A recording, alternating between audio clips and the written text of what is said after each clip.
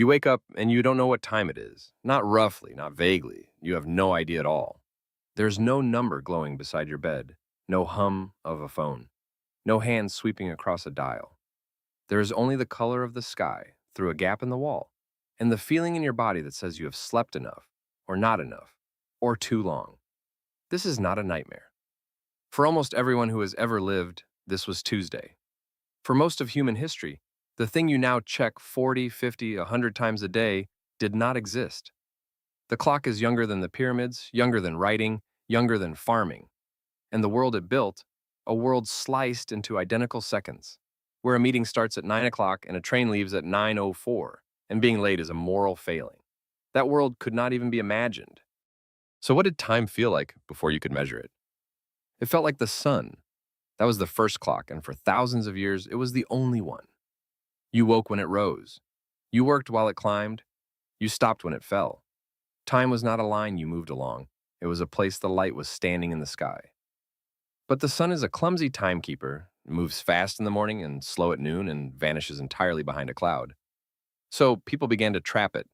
In ancient Egypt, more than 3,000 years ago, they planted shadow sticks and stone obelisks and watched the dark line crawl across the ground.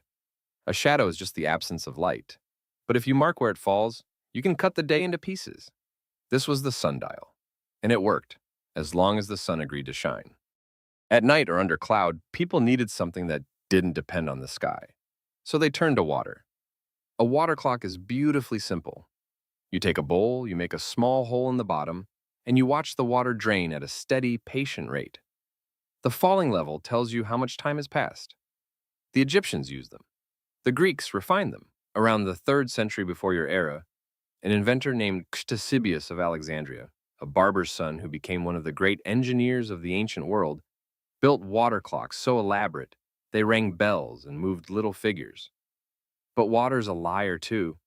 It drains faster when the bowl is full and slower when it's nearly empty. It freezes in winter. It evaporates in summer.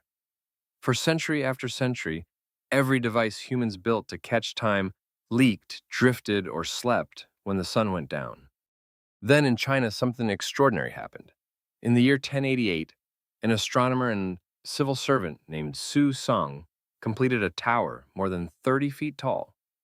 Inside it turned a giant water-driven wheel that moved a chain of buckets, one scoop of water at a time, so precisely that it could track the stars and strike the hours through the night. He wrote the whole design down in a treatise so detailed that engineers can still read it today. It was, in a sense, one of the most accurate machines on Earth. And it was still, at its heart, a bucket of water. Something was missing. A trick. A single mechanical idea that no one had found yet. To understand what it was, you have to understand who needed it most. Not kings, not merchants, monks. In the monasteries of medieval Europe, prayer was not casual. The monks were required to pray at fixed moments through the day and the night. The canonical hours, a strict schedule of worship that never stopped, not even at 3 in the morning. But how do you wake a sleeping monk in the pitch dark to ring the bell for prayer? You can't watch a sundial in a black room. Someone had to stay awake, counting, watching a candle or a dripping bowl, ready to rouse the others. That desperate, sleepless need to be woken at the right moment, in the dark, every single night, is where the machine you know was truly born, sometime in the late 1200s in Europe. An unknown maker solved the problem. The breakthrough was a small, clever part called the verge escapement. Forget the name and just picture the idea. A heavy weight hangs from a rope and wants to fall. Falling weight means turning gears, but a weight left alone would just crash to the floor in a second. So you add a little rocking arm that catches the gear, releases it, catches it, releases it, over and over. Tick, tock. Each catch lets the gear move exactly one small step. The weight now falls in tiny, regular jerks instead of one drop. That is the whole secret. The escapement doesn't measure time. It chops falling into equal bites. And equal bites, counted, become hours. Notice what just disappeared. No sun, no water, no sky at all. For the first time in the human story, you could measure time in total darkness, in any weather, forever, from nothing but a falling weight and a rocking arm. The word for these new machines came from the bells they rang. The medieval word klokka, meaning bell. That is why to this day you check the clock. The machines spread fast. Great iron clocks climbed into cathedral towers across Europe. In the 1360s, an Italian physician and astronomer named Giovanni de Dondi spent 16 years building a clock so complex it tracked the sun, the moon, and all the known planets across the sky. He finished it around 1364 and wrote a manual describing every gear, called the Tractatus Astrari, one of the oldest detailed clock designs that still survives. People traveled for miles just to see it. A machine that told you where the heavens were without ever looking up. But here's the twist. For all their genius, these early clocks were terrible at telling time. Truly terrible. A good medieval tower clock might drift by 15 minutes or more every single day. It could tell you it was roughly morning. It could not tell you it was 8:42. The device that would fix that didn't arrive for almost 400 more years. And when it did, it came, as so many inventions do, from watching something completely unrelated. Long before, the astronomer Galileo had noticed that a swinging lamp seemed to take the same amount of time to swing, whether it swung wide or narrow. A pendulum keeps a steady beat. But it was a Dutch scientist named Christiaan Huygens who turned that observation into a machine. In 1656, he designed the first pendulum clock, and he patented it the following year. Overnight, the error in a good clock dropped from 15 minutes a day to about 15 seconds. The steady swing of a weight on a string had made time reliable for the first time in human history. And that reliability changed everything.